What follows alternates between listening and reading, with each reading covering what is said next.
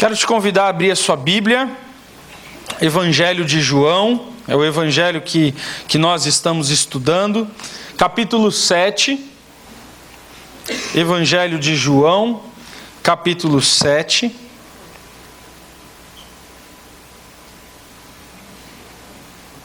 A partir do versículo 14. Na semana passada nós olhamos os versículos de 1 a 13, aquele bate-papo muito interessante de Jesus com os irmãos dele. Né? A gente vê poucas vezes, né? Eu acho que quando eu li o texto, eu já li a Bíblia algumas vezes inteira, mas eu não lembrava mesmo, de jeito nenhum, que Jesus tinha conversado com os irmãos dele, com os irmãos de sangue, os irmãos filhos de José e Maria.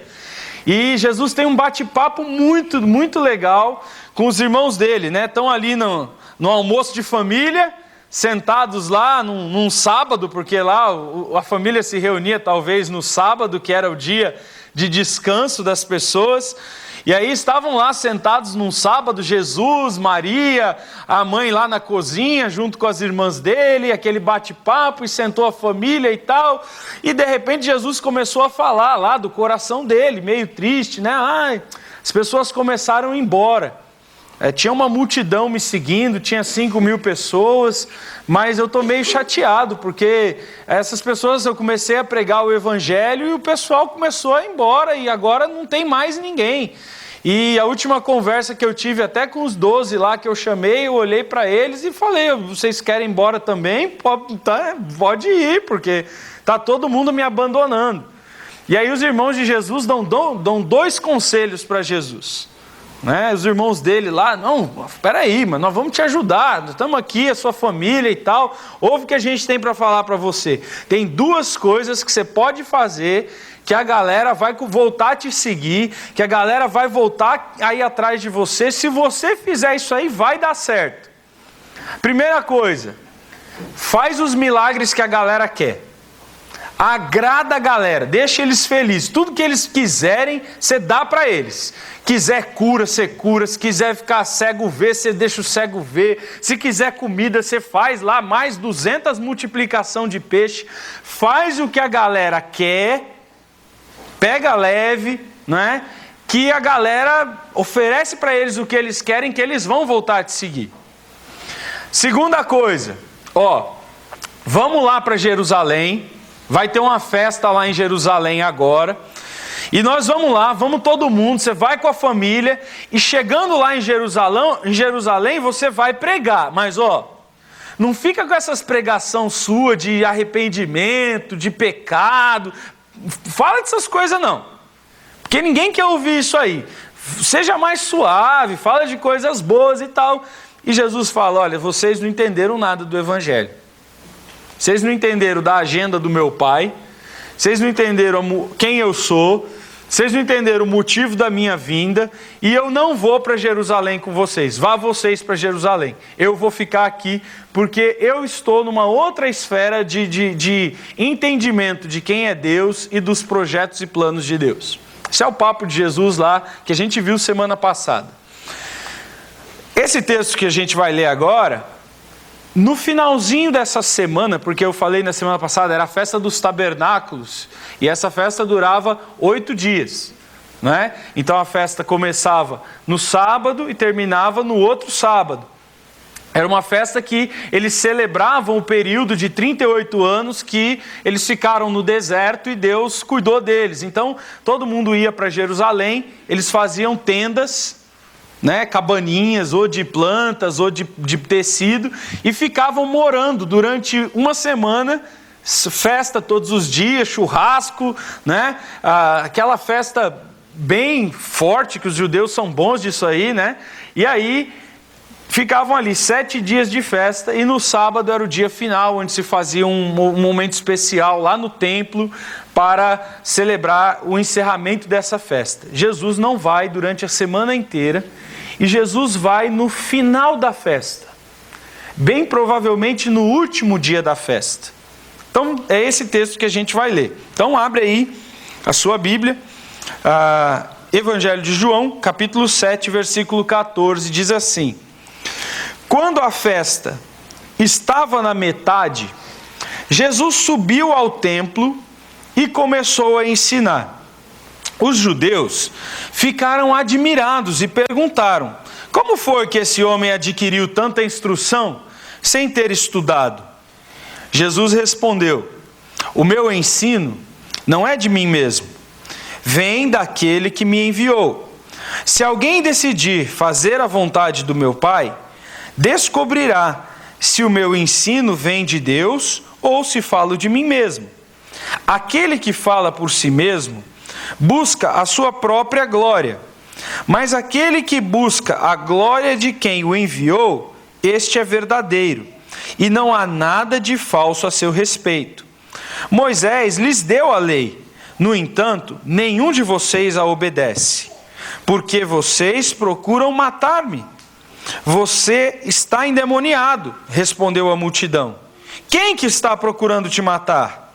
E Jesus lhes disse: fiz um milagre e vocês todos estão admirados. No entanto, porque Moisés lhes deu a circuncisão, embora na verdade ela não tenha vindo de Moisés, mas do patriarca, vocês circuncidam no sábado. Ora, se um menino pode ser circuncidado no sábado, para que a lei de Moisés não seja quebrada, por que vocês são cheios de ira contra mim, por ter curado um homem completamente no sábado? Não julguem apenas pelas aparências, mas façam julgamentos justos. Então está aí, Jesus vai lá pela metade da festa. A maioria dos comentaristas, na verdade, acha que ele chegou já na sexta para o sábado, no encerramento da festa, por causa dessa palavrinha aí, ele subiu ao templo. Quer dizer, ele chegou para aquele momento final, o momento mais importante da festa.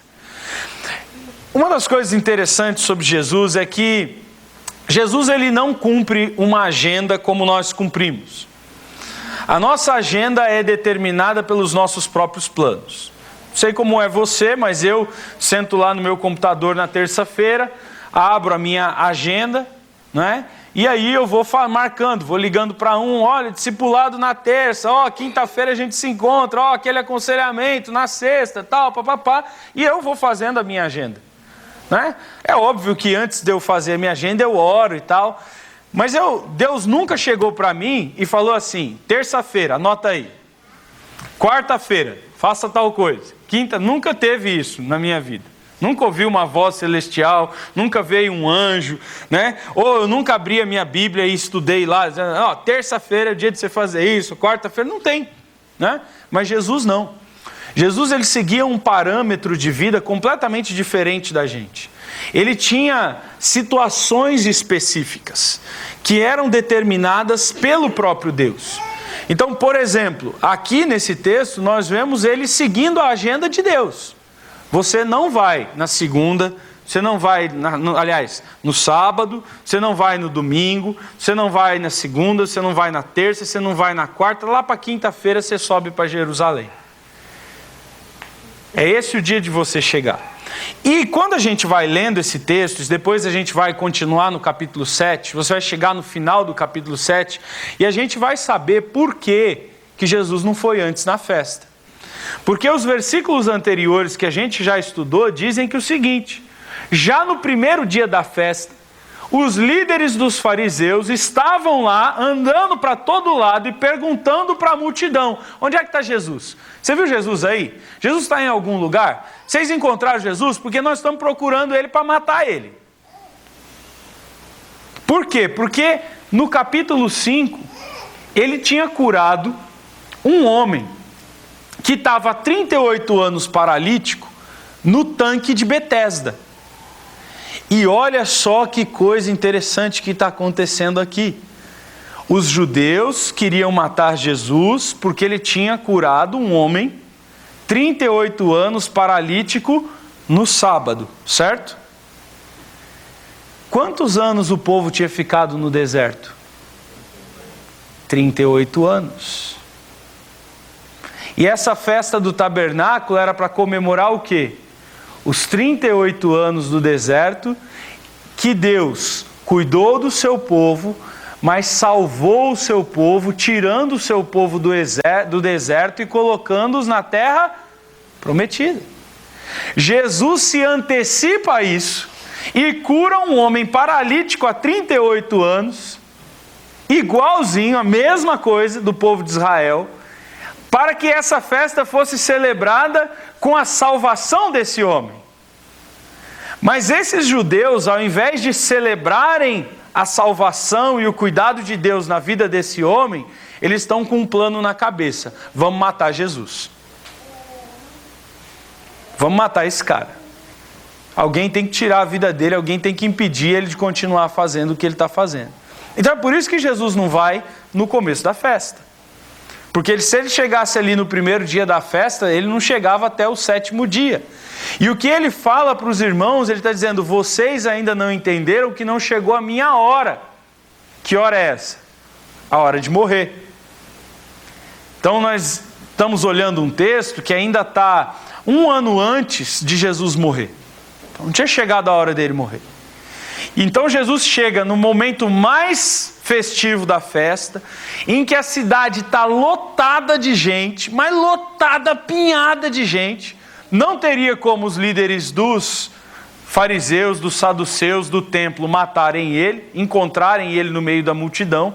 E ainda que eles encontrassem ele no meio da multidão, eles não iam querer causar um tumulto muito grande no meio daquela multidão lá, porque havia já um grupo que entendia que Jesus era um líder enviado por Deus. Acho que está acontecendo lá no começo desse texto. Então, a gente percebe, olhando para Jesus, esse aí é o templo, né? Templo de Jerusalém, a entrada, porta principal que dava lá para o templo, o átrio e o Santo dos Santos. Esse era o altar dos sacrifícios, onde os sacrifícios eram feitos. E onde estão reunidas essas multidões, a verdade, o desenho aqui não está tão bem feito assim. Essas multidões ficavam atrás dessas colunas que tem aqui. Porque essas colunas são chamadas do pátio dos gentios. Era o lugar até onde as mulheres e os gentios, quer dizer, os não-judeus, mas prosélitos que serviam a Deus, poderiam adorar a Deus. Das colunas até se acercar aqui do local do sacrifício, só podiam vir os homens, né? Judeus do sexo masculino. E aí, o que costumava acontecer no templo? Era normal que acontecesse isso no templo. Que tivesse ali rabinos judeus, professores, pastores judeus lá, pregando. Então formava-se pequenas rodas, pequenos grupinhos ali em volta, em vários lugares aqui. Cada rabino escolhia um cantinho, as pessoas se assentavam no chão e ele ali transmitia o seu ensino. É isso que está acontecendo no texto. Então, Jesus segue a agenda de Deus e começa o seu ministério em Jerusalém. Até então, já fazia mais ou menos 1 ano que Jesus tinha começado a fazer milagres, uns 8, 9 meses que Jesus tinha começado a fazer milagres, curas e pregar o evangelho. Mas até então ele só tinha ido a Jerusalém uma vez, quando ele expulsou os mercadores lá do templo, não é? E depois não voltou mais. O ministério de Jesus ficou sempre ao norte, na região da Galileia, não é? Visitando as cidadezinhas ali, Cafarnaum e tal. O que está acontecendo? Jesus chega em Jerusalém pela primeira vez como mestre, como professor. E Jesus reúne lá dentro do templo um pequeno grupo de pessoas ali em volta e começa a ensinar. Os líderes dos fariseus, vendo o ensino de Jesus, vendo que ele estava ensinando no templo, começam a zombar de Jesus. Eles começam a tirar um sarro da cara de Jesus. Falar para Jesus: olha, o que esse cara está falando aí? Que é analfabeto, não foi nem na escola, não tem quem que ensinou para ele? Ele não passou em nenhuma das escolas de teologia judaica. Esse cara é um leigo. Quem que ensinou Bíblia para esse cara, para ele saber tanto assim de Bíblia? Olha só que interessante. Você sabe que o judaísmo só aceitava, já, sei lá, 10 anos já que a gente foi em Israel, mais, sei lá, 5. Mas eu lembro que a última vez que eu fui para Israel, Quando o avião acabou de decolar, um judeu levantou, amarrou as caixinhas que eles amarram no pulso, amarrou caixinha na testa, foi lá para o fundo do avião, onde ficam os comissários de bordo, abriu a Bíblia e ficou o voo inteiro lendo a Bíblia lá em hebraico. Ele ficou lá no fundo do avião, lá no fundo. E eles leem assim, né? Caixinha amarrada na testa, caixinha amarrada no pulso. Ele põe o pano por cima do ombro, o véu, e aí fica lá. O voo inteiro, 11 horas de voo. 11 horas de voo. O voo inteirinho ele ficou lá no fundo do avião lendo a Bíblia. Aí, chegou no final do voo, ele amarrou, tirou tudo lá, botou dentro do saquinho dele, guardou e sentou. E aí eu fui até ele, porque eu estava curioso para perguntar uma coisa para ele. Do que você leu aí durante essas 11 horas, o que você entendeu? Como é que você interpreta a Bíblia? Ele olhou para mim com uma cara de alguém que nunca tinha ouvido essa pergunta na vida. Bravo. E falou assim: Bíblia não se interpreta. Só quem pode interpretar a Bíblia são os rabinos. As pessoas comuns só leem e seguem a interpretação dos rabinos. Muito obrigado. Fui embora. Quando eu estava lendo esse texto e vendo esse comentário dos judeus, foi isso que eles viram em Jesus. Eles olharam para Jesus e falaram assim: peraí, esse cara tem um conhecimento profundo, sabe do que está falando, mas ele não estudou em nenhuma das escolas rabínicas judaicas. Ele não passou em nenhuma faculdade de teologia judaica. E ele não está falando algo que os rabinos judaicos falaram. Então, haviam duas escolas rabínicas judaicas. Então está aqui o judeuzinho na escola. E tinham dois professores principais, duas faculdades principais judaicas. A primeira faculdade era uma faculdade ultrafundamentalista. Sabe o que é um ultrafundamentalista? Que segue a lei na risca. Ou segue a lei ou morre. Aquela assim, talibã, xiita, não é de Jesus, de Moisés. Segue ali. Mata e morre, é a lei nua e crua. E esse rabino se chamava Shammai. Quem seguia esses rabinos? Os saduceus. Os saduceus eram seguidores de Shammai. Seguiam o ensino de Shammai. Havia uma outra escola, a escola liberal, a escola do amor.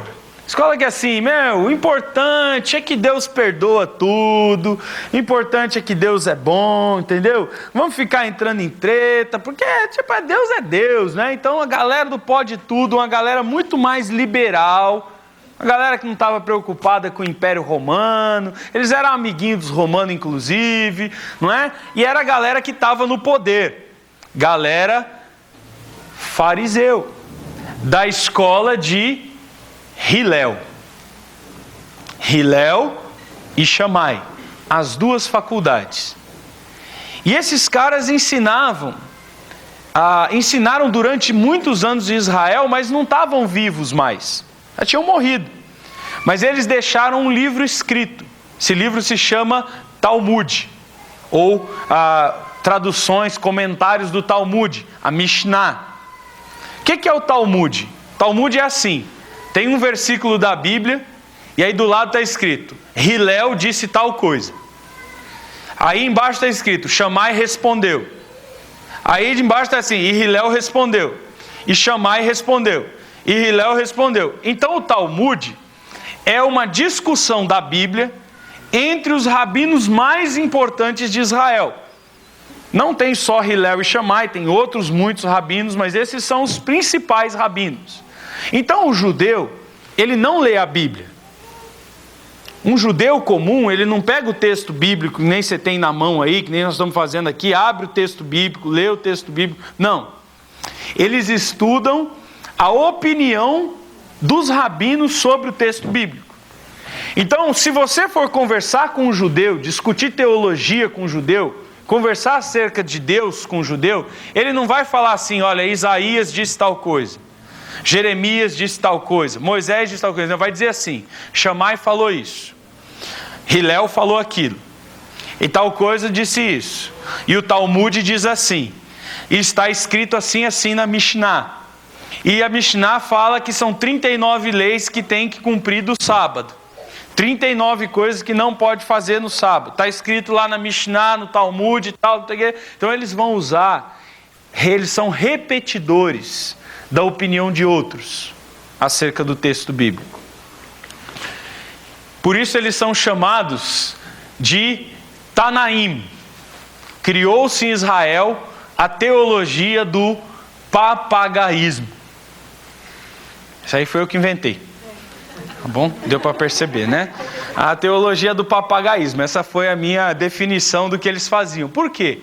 Porque eles não olhavam para a Bíblia, eles próprios, e interpretavam as Escrituras. Eles sempre estavam repetindo a opinião de outros. Que nem papagaio, que não fala nada de si mesmo, apenas imita o que o seu dono diz. Não é? Está dando aí para acompanhar? Eu criei uma dificuldade muito grande. Não?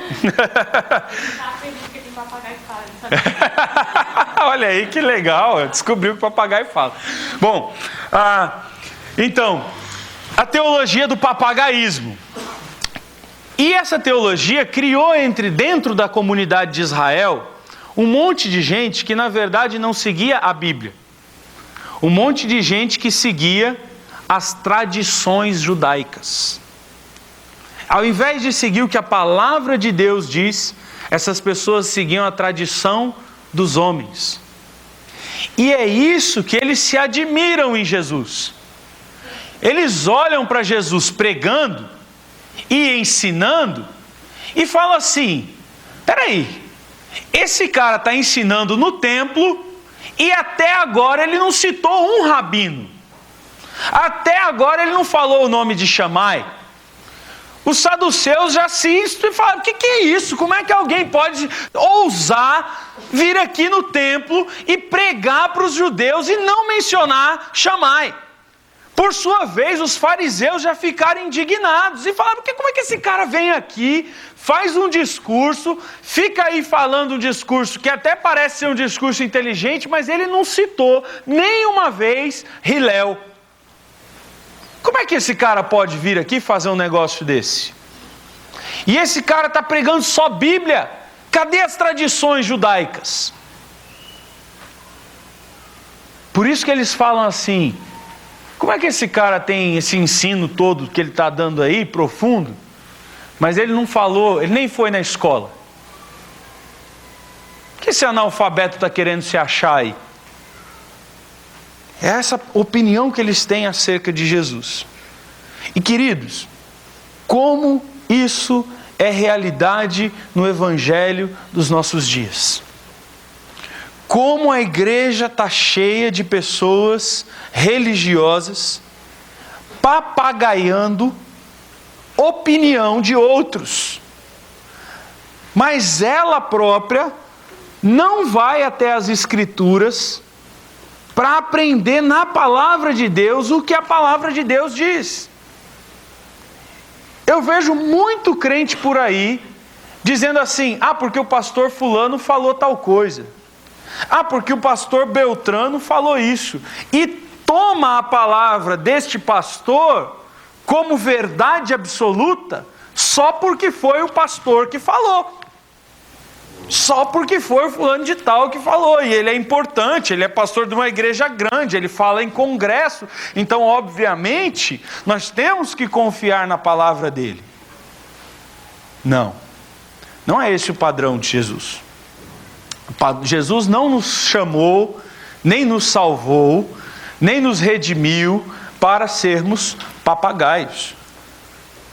Nós temos que ser conhecedores das Escrituras, Nós temos que ter opiniões, não do pastor fulano, não do pastor Beltrano, mas quando eu falo, eu tenho que falar com a propriedade de quem fala a palavra de Deus, a verdade das Escrituras.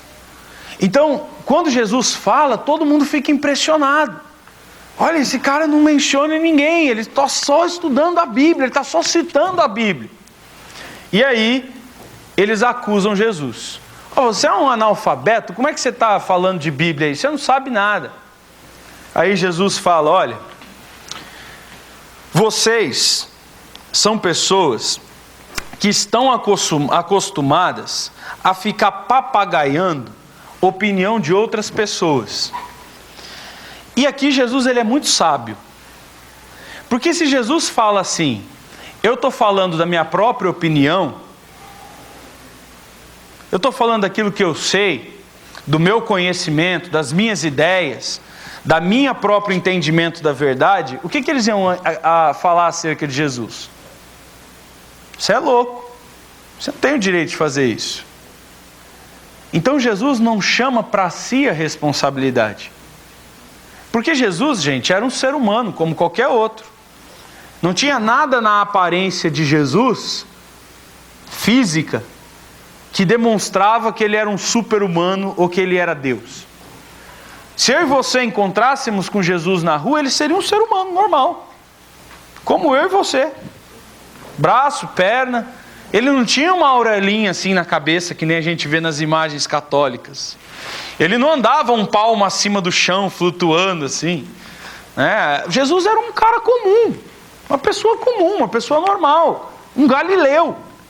Tinha mão grossa por ser marceneiro, tinha barba por ser judeu, tinha os trajes típicos da sua época. Talvez ele falava lá com o sotaque da roça, falava assim meio enrolado, né? O judeuzão lá do interior. Ele era lá da Galileia, então talvez ele falasse um hebraico, um aramaico meio enrolado assim, meio judaizado, né? Meio caipirês, da roça. Então Jesus era um homem comum. Não havia nada na aparência dele que demonstrasse que ele era Deus. A aparência física dele. Não é? E aí, Jesus está ali pregando, e aqueles caras estão ouvindo, e se ele chegasse e falasse assim, eu sou o cara, eu conheço, eu sei do que eu estou falando, porque eu tenho o ensino certo, o que eles iam fazer com ele? Matá-lo. Mas ainda não era a hora. Então Jesus falou assim, olha, do mesmo jeito que vocês papagaiam aquilo que outros seres humanos disseram, eu também estou papagaiando. Eu não estou falando nada de novo. Eu só estou repetindo a palavra de uma outra pessoa, Deus. Diferente de vocês, que ficam aí repetindo a opinião dos rabinos de vocês, eu também estou aqui repetindo. Mas a pessoa que eu estou repetindo não é um homem, é o próprio Deus. E aí ele diz isso, ele diz, olha, Jesus responde a eles, o meu ensino não é meu. Eu não estou falando nada das minhas ideias aqui, mas daquele que me enviou. O que eu estou ensinando aqui é a palavra de Deus. É a vontade revelada de Deus. Isso também confronta uma outra coisa que é muito comum nos nossos dias. O tal do achismo. Eu converso com muitos evangélicos hoje em dia que se acham no direito de dizer assim, não, mas eu acho tal coisa. Ah, mas eu penso desse jeito. Mas eu acho que é assim. Mas eu entendo dessa forma. Queridos, nós precisamos parar com isso. Nós não temos o direito de achar, de pensar ou de entender. Nós temos que falar a palavra de Deus. Quando nós abrimos a nossa boca para falar das coisas de Deus, nós temos que ter convicção de estarmos falando a vontade revelada de Deus.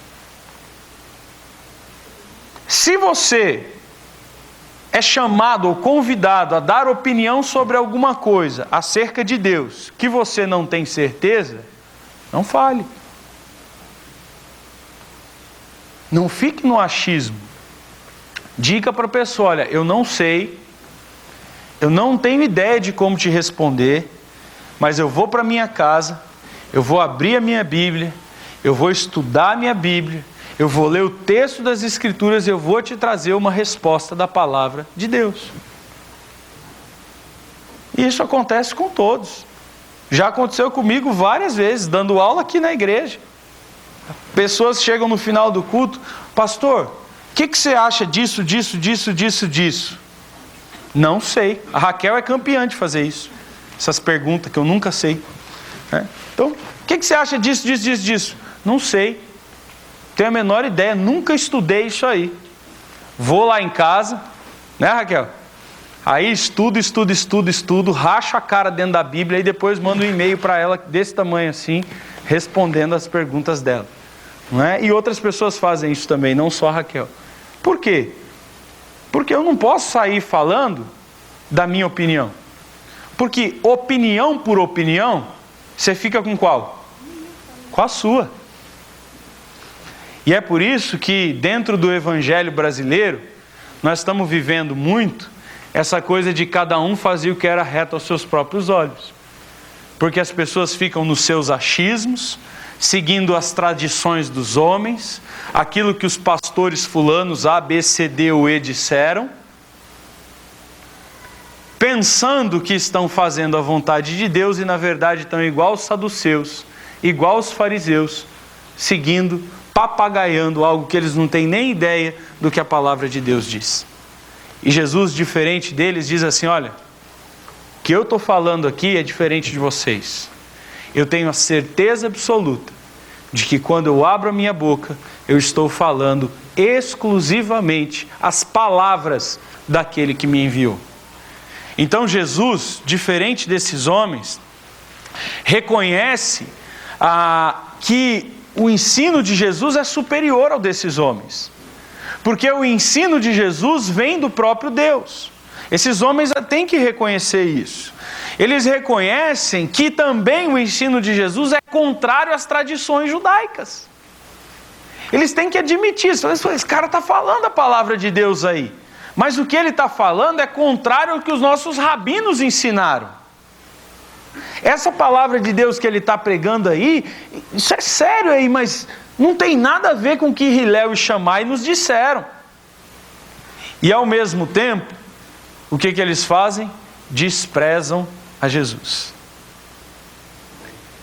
Falando disso, o John MacArthur escreveu esse texto muito interessante, comentando esse texto aí. Ele diz o seguinte: então, como é que eles vão desacreditar a Jesus? Eles olham o que Jesus está falando, assim, esse cara está falando a palavra de Deus, que é contra o que os nossos rabinos ensinam. Mas nós precisamos arrumar um jeito de matar ele. E esses caras, eles eram covardes. Eles não tinham coragem de ir discutir teologia com Jesus. Porque eles sabiam que se eles fossem discutir teologia com Jesus, Jesus ia acabar com eles, ia humilhar com eles em público. Então, já que eu não tenho como discutir teologia com ele, e no debate teológico, na discussão, provar que ele está errado, o que eu faço? Ao invés de discutir teologia com ele, eu ataco a pessoa dele.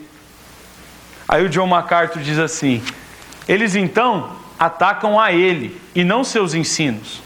O versículo 15, a fala deles, como é que este homem aprendeu nunca tendo sido educado, é o argumento ad hominem, que é aquele: eu não tenho como vencer o que ele diz, então eu ataco ele. Eu não tenho como refutar a teologia dele, então eu ataco a pessoa dele. Não é? Opa, volta lá. Este argumento, eles não tinham condição de discutir com Jesus, eles não queriam debater com ele, então eles tentam desacreditá-lo. Esse cara é um analfabeto, colocando em questão a sua formação e a sua falta de treinamento. Gente, como isso é verdade nos dias de hoje. Foi por isso que eu parei de discutir, de conversar com pessoas sobre teologia no Facebook. Porque eu colava alguma coisa, postava alguma coisa, aí a pessoa vinha, não, mas porque eu acho, aí eu botava um texto bíblico. Não, mas porque eu penso, aí eu botava outro texto bíblico. Não, mas porque, aí eu botava uma argumentação. Aí sabe o que vinha na sequência? A pessoa já via que não ia vencer na argumentação, na teologia, na palavra de Deus. O que ela fazia? Mas você é pecador. Mas você não sabe tudo. O que ela faz? Ao invés de continuar conversando sobre as ideias, começa a atacar a pessoa. E aí vira uma briga de cão e gato. Quando a gente para de discutir ideias e começa a discutir pessoas, acabou a conversa. Não dá para conversar mais. Então, esses caras fazem isso com Jesus. Eles não conseguem confrontar Jesus, eles não têm argumentos para discutir com Jesus, eles não têm condição de derrubar a teologia de Jesus. Então o que nós vamos fazer? Vamos atacar a pessoa dele. Só que Jesus, gente, sabia muito mais do que esses caras. E Jesus diz o seguinte, olha, quando vocês atacam minha teologia, na verdade vocês não estão atacando a mim. Vocês estão atacando aquele que me enviou. Porque o que eu estou falando aqui é a verdade revelada de Deus, é a palavra de Deus. Então quando você me rejeita, e rejeita o meu ensino, não é a mim que você rejeita, é o próprio Deus. E Jesus joga tudo para a conta de Deus. Olha, o que eu estou falando aqui é o que Deus fala. E aí então, Jesus fala que aqueles caras nunca iam conseguir enxergar a verdade. Porque para que se enxergue a verdade, Jesus fala isso aí, dizendo para a gente, olha, só tem um jeito da gente enxergar a verdade. E o jeito de enxergar a verdade é você ter vontade de conhecer a verdade de Deus. Se você não tem vontade de obedecer a Deus, você nunca vai obedecer e entender a palavra de Deus. Interessante que ele diz assim, olha, se alguém deseja fazer a vontade de Deus, quer dizer, se alguém quer obedecer a Deus, se alguém já está predisposto a obedecer a Deus, essa pessoa predisposta a obedecer a Deus conseguirá discernir entre essas duas coisas. Se o que eu falo vem de Deus, ou se o que eu falo é minha própria opinião.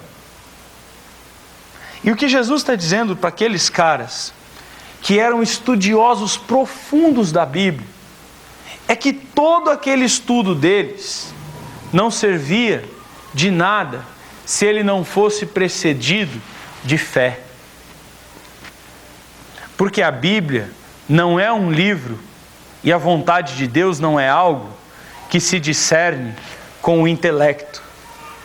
A vontade de Deus é algo que se discerne pela fé. A vontade de Deus é algo que se discerne pela ação do Espírito Santo. E aí Jesus diz para aqueles caras, vocês não reconhecem que eu estou falando a vontade de Deus, porque vocês não têm vontade nenhuma de obedecer a Deus, porque vocês não têm fé. Porque sem fé é impossível ter um relacionamento com Deus. Sem fé é impossível agradar a Deus. Sem fé é impossível se aproximar e entender quem é Deus. E ele está dizendo, o meu conhecimento não é um conhecimento igual de vocês, de um acadêmico. O meu conhecimento é um conhecimento que procede da fé. E a fé que eu tenho, que me convence da vontade de Deus e me leva a entender quem é Deus e qual é a vontade de Deus. Então Jesus diz para aqueles homens, o que vocês não conseguem entender é porque vocês estão querendo me discernir racionalmente. Às vezes eu vejo algumas pessoas que para obedecer a Deus colocam um monte de empecilhos. Ela não obedece a Deus se ela não souber tudo. Ela tem que ter explicação para tudo, tudo tem que ter razão, tudo tem que ter motivo, tudo que tem que ter um texto, tudo que tem que ter resposta, todos os textos têm que ter comprovação científica. Você já viu pessoas assim? Se não me provar por A mais B, eu não obedeço. Esse é o fariseu, esse é o saduceu. Ele não tem uma predisposição. Foi Deus que falou? É a vontade de Deus? Então eu vou obedecer. Eu vou obedecer mesmo que eu não entenda.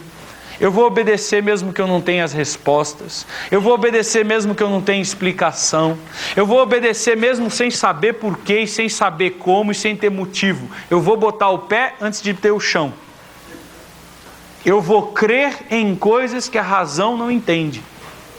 Eu vou viver de um jeito que eu sigo a vontade de Deus. Não porque o meu intelecto tem todas as explicações, mas porque foi Deus que disse. Então ele tem vontade de obedecer a Deus antes de ter todas as respostas. E ele recebe as respostas porque ele tem vontade de obedecer a Deus. Se você, querido, for desse tipo de pessoa que precisa de todas as explicações para obedecer, o que Jesus está dizendo é: você nunca vai obedecer, porque você nunca vai entender, porque você não antes se coloca como alguém, foi Deus que disse, eu vou fazer.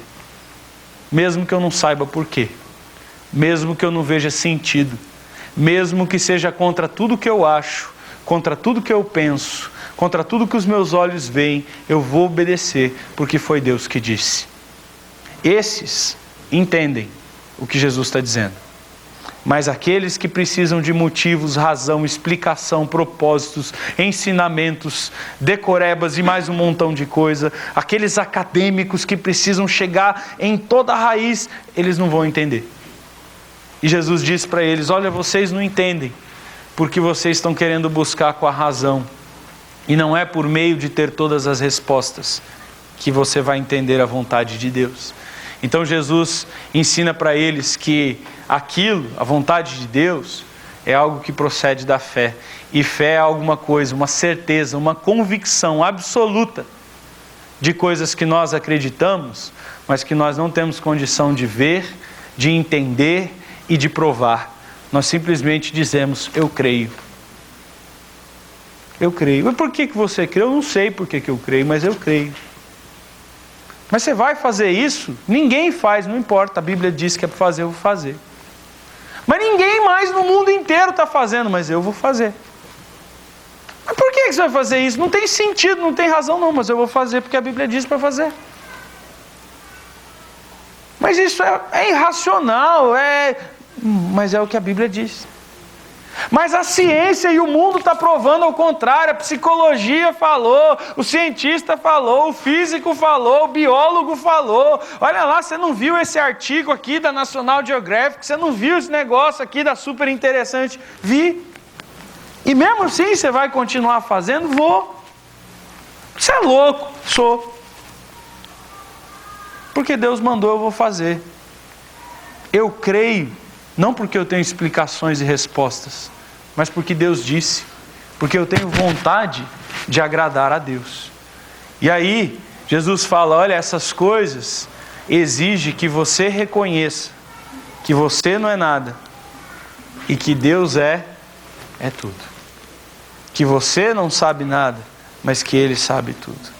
Quem tem essa vontade de agradar a Deus, tem a disposição para obedecer a Deus, esses vão entender o que Jesus está dizendo. Esses vão olhar para o que Jesus está dizendo e falando assim: esse cara é um homem de Deus. Esse cara faz o que glorifica a Deus. E Jesus diz isso, Ele diz: olha, o que eu faço, todas as coisas que eu faço, diferente daqueles homens que faziam o que faziam porque queriam fama, porque queriam sucesso. Lá em Lucas dizia assim: os fariseus gostavam de dinheiro. Lá em Mateus dizia que eles gostavam de ir na praça da cidade e orar para ter o reconhecimento das pessoas. E que eles faziam as coisas não interessados na glória de Deus, mas eles faziam as coisas interessados na sua própria glória pessoal, na exaltação do seu próprio nome. E Jesus diz: eu não sou assim. Quando eu ajo, eu faço as coisas para a glória de Deus. Então Jesus demonstra humildade, e aí ele diz: porque eu reconheço a glória de Deus em tudo que eu faço, o que eu falo é verdadeiro, e o meu julgamento é justo, as minhas palavras são corretas, e eu sou uma pessoa obediente a Deus. E aí, ele vai e vira para aqueles fariseus e diz assim: sabe o que é? Quem deu a lei para vocês não foi Moisés? A resposta que eles iam dar de peito aberto: claro, Moisés é o cara, nós temos a lei de Moisés. Aí Jesus diz: ó, vocês já estão errados aí, porque esse negócio da circuncisão nem foi Moisés que inventou. Abraão já circuncidava, Moisés só repetiu aquilo que Abraão falou. Moisés só escreveu o Êxodo capítulo 17, porque lá em Gênesis já Abraão já tinha falado que era para fazer a circuncisão. Isso era parte do pacto de Abraão com Deus. Então, o negócio é o seguinte: vocês não obedecem coisa nenhuma. Vocês estão o tempo todo quebrando a lei de Deus. Vocês são pecadores. Vocês se gabam de ter a lei de Moisés, mas no fundo, vocês quebram a lei de Deus. Vocês pisam em cima da lei de Deus. Vocês criaram as suas próprias leis. E o que vocês seguem não é a lei de Deus, mas a tradição dos seus rabinos, a tradição dos homens. E aí Jesus diz para aqueles homens: vocês fazem isso. Sabe o que eles fizeram? Rejeitaram a Jesus. Aí quando Jesus diz isso, sabe o que eles falam de Jesus? Você está endemoniado. Esse cara está cheio de demônio. Além deles não conseguirem enxergar que na frente deles estava o Deus vivo encarnado, eles chamam o Deus vivo encarnado de demônio, de alguém possuído de demônios. Gente, olha só o que esse texto está nos ensinando. Que se nós não estudarmos a palavra de Deus, precedido de fé, seguido de uma vontade de obedecer a palavra de Deus, o que vai acontecer com a gente é que a gente vai virar um religioso. E a religião afasta a gente tanto de Deus, mas tanto de Deus, mas tanto de Deus, que quando a gente ouve a palavra de Deus, quando a gente ouve e vê a presença do próprio Deus, a gente não consegue mais reconhecer. Ao invés da gente ver Deus na nossa frente e dizer: é Deus? Não. Eu vejo Deus na minha frente e eu digo: é demônio. E tem muita gente hoje, no meio evangélico brasileiro, chamando Jesus de Genésio. E dizendo que a palavra de Deus é do demônio. Não porque seja, mas porque ele está tão afastado, seguindo os ensinos dos homens, que ele não consegue enxergar a verdadeira, pura palavra de Deus. A Bíblia diz que nos últimos tempos, os homens vão ser tão maus, tão amantes dos seus próprios prazeres, que procurarão pastores para agradar o seu próprio coração. E eles vão procurar pastores que falem para eles o que eles querem ouvir. E quando eles ouvirem a palavra de Deus, a pura, santa e verdadeira palavra de Deus, sabe o que a Bíblia diz que vai acontecer com eles? Eles vão sentir coceira nos ouvidos. A palavra de Deus vai entrar no ouvido deles como se fosse um bicho entrando dentro do seu ouvido e você tentando tirar. Ele não consegue entender que aquilo é palavra de Deus. Porque ele está tão acostumado a ouvir uma palavra dos pastores que ele procura, do ensino que ele procura, dos homens que ele procura, que quando ele ouve a pura, santa e verdadeira palavra de Deus, ele fala: isso é do demônio. Não quero ouvir. Não quero. Não, isso não vai entrar na minha casa. Não, esse ensino eu não quero. A Bíblia diz que os nossos dias vão ser assim. E às vezes eu encontro algumas pessoas que frequentam a igreja, e quando eu abro a palavra de Deus verdadeira, pura, limpa para elas, Elas falam, não, isso não tem nada a ver. Não quero mais ouvir, não.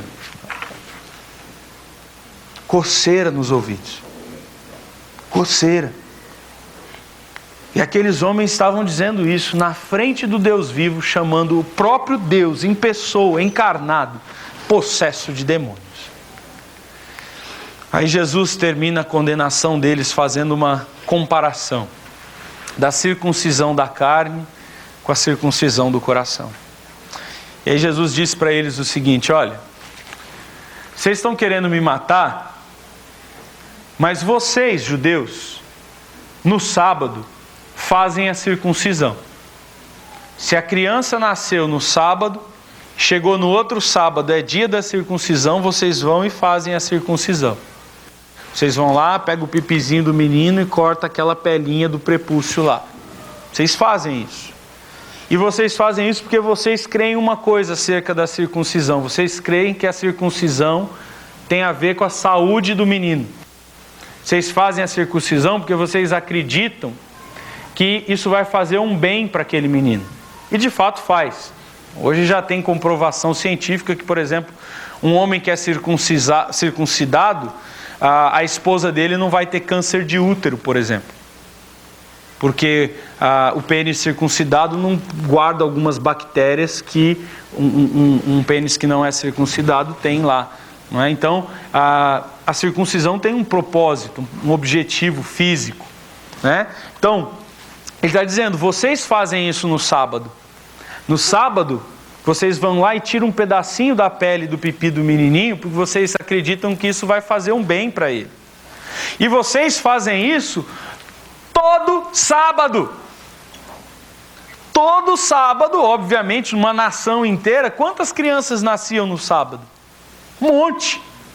E vocês fazem a circuncisão de montão aí. E tem mais. Isso é um ritual de purificação temporário. Porque lá em Romanos capítulo 3, ele diz o seguinte, que se a pessoa for circuncidada, mas ela não obedecer a Deus, isso não tem significado nenhum.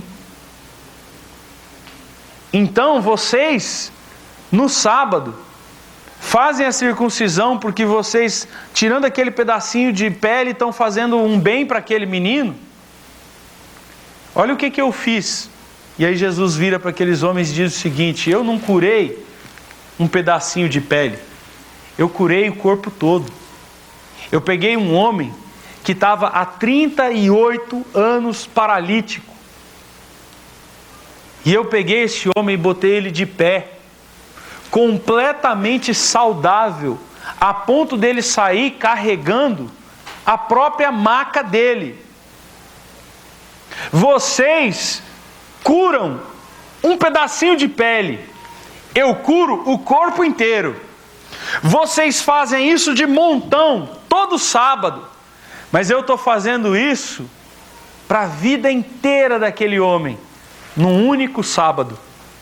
Uma vez só eu fiz o milagre. E o meu milagre, ele não traz só uma purificação temporária. O meu milagre, ele dá salvação definitiva, vida eterna. E vocês estão querendo me matar por isso? Vocês estão sendo incoerentes com a própria lei de vocês. E aí Jesus disse para aqueles homens, sabe de uma coisa? Vocês não entenderam nada sobre a circuncisão, porque eu sou a verdadeira circuncisão. Porque a circuncisão que eu tenho para oferecer é uma circuncisão que traz salvação eterna, que traz purificação definitiva. É algo que limpa não só um pedacinho de pele, mas limpa o homem integral. Eu sou a circuncisão. E vocês estão preocupados porque eu fiz um milagre que prova que eu sou a circuncisão.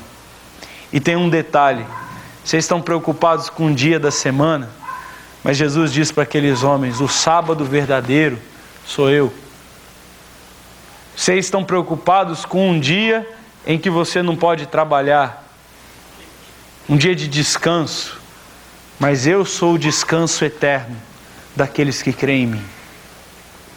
E aí Jesus diz para aqueles homens: por causa da religião de vocês, porque vocês não estão buscando a vontade de Deus, pela fé, vocês estão querendo, não estão entendendo, que na presença de vocês não está o Deus vivo apenas, mas está aquele que é o motivo e a razão de existir a circuncisão, aquele que é o motivo e a razão de existir um sábado, o propósito legítimo de Deus. E vocês estão querendo matar, não só aquele que traz a mensagem de Deus, mas aquele que é a encarnação da verdadeira circuncisão e do verdadeiro sábado. Querendo proteger o seu dia santo, querendo proteger os seus rituais humanos, vocês estão abandonando o verdadeiro propósito de Deus. E quantas vezes, queridos, eu tenho visto isso na igreja dos nossos dias. Pessoas religiosas que não conseguem ver a Deus, que não conseguem ouvir a palavra de Deus, e que na verdade, por causa da sua busca religiosa, não conseguem entender o propósito de Deus para as coisas, e estão como aqueles homens, preservando tradições humanas. Vou dar um exemplo final para terminar. Hoje de manhã, eu vim de boné para o culto. Quando terminou o culto, uma menininha de 8 anos me chamou. Falou assim: pastor, não é ofensa a Deus usar boné na igreja? Aí eu falei: de onde você tirou isso? Não, porque eu fui na igreja da minha tia e ela não deixa lá o meu primo, o meu irmãozinho, sei lá, entrar na igreja de boné, porque ela fala que o boné ofende a Deus, né? Boné ofende a Deus. Aí eu olhei para ela e falei assim: vamos olhar para a Bíblia? Ah, vamos. Aí peguei minha Bíblia, falei para ela: você já viu na Bíblia alguma vez dizendo a palavra boné? Não. Você já viu alguma vez na Bíblia dizendo que cobrir a cabeça ou usar um boné, um chapéu, seja lá o que for, ofende a Deus? Não. Então, com base em que essa mulher está dizendo que usar boné na igreja é pecado? É na palavra de Deus? Não. Ela está dizendo isso com base na teologia do papagaísmo. Na teologia do papagaio. Alguém falou há muitos anos atrás que usar boné era pecado. Sem base bíblica, sem teologia, sem palavra, sem estudo da verdade. E isso foi papagaiando de ano a ano, de pessoa a pessoa, e as pessoas foram papagaiando e papagaiando e papagaiando. Até que a gente chegou no dia e está colocando sobre as pessoas um jugo mais pesado do que Deus colocou. Porque Deus não colocou esse jugo sobre as pessoas de que é pecado usar boné na igreja. E quando eu digo que uma coisa é pecado, e na verdade Deus não disse que é pecado, eu estou pecando. Mas a pessoa que está usando boné não está. E as pessoas fazem isso com um montão de coisa, gente. Eu acho, eu penso, eu gosto, eu quero. O que diz a palavra de Deus? O que diz a palavra de Deus? O que você está buscando na sua vida? As minhas opiniões? As opiniões de um outro fulano de tal qualquer com PR antes do nome? Ou a verdadeira e pura palavra de Deus? No que você está baseando a tua vida? em ter todas as explicações para tudo que você quer ter explicações, ou a viver uma vida de obediência a Deus pela fé, mesmo que você não tenha explicação nenhuma? Mesmo que toda a explicação que seja dada seja contrária ao que você crê, porque a palavra de Deus diz. Como é que você parametra as decisões da sua vida? Cuidado, querido. Cuidado.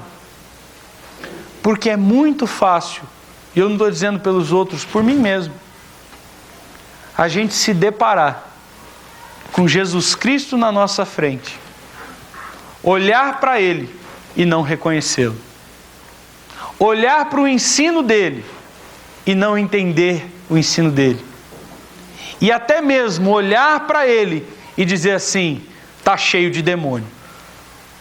Isso é do diabo. Como eu já ouvi pessoas dizendo: usar bermuda na igreja é do diabo, tocar bateria na igreja é do diabo. Uma vez foi um pastor na minha igreja, quando eu era adolescente, ele pegou as baquetas da bateria, botou atrás da cabeça e falou assim: está vendo? Isso aqui é o símbolo do diabo, é assim que o baterista toca, levantando o chifre do diabo. E as pessoas ficam demonizando. A última agora foi o Pokémon. Pokémon é do diabo. Aonde? Aonde? É um jogo.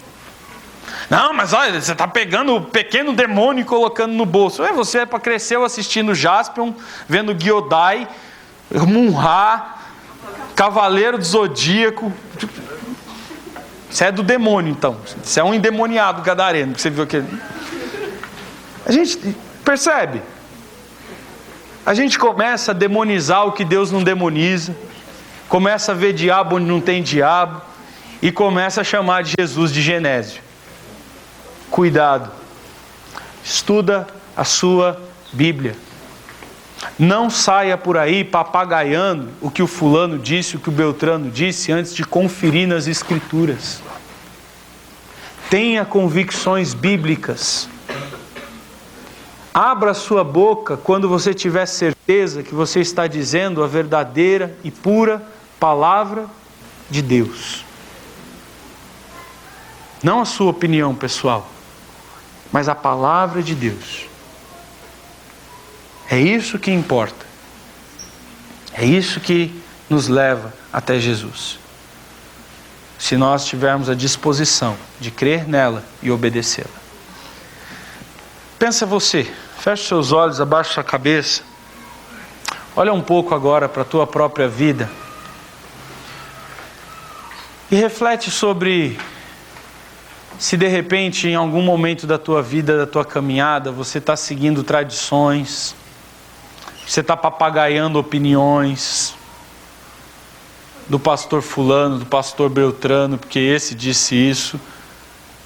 Pensa na sua vida, como é que tem sido o seu relacionamento com a palavra de Deus? Se você tem se disposto a obedecer à vontade de Deus, mesmo que não tenha respostas, mesmo que não tenha explicações. Pensa no seu relacionamento com Cristo, se de fato você, ao ouvir a palavra dele, ao se relacionar com ele, você está realmente se encontrando com Deus, você está de repente chamando Jesus de Genésio por aí.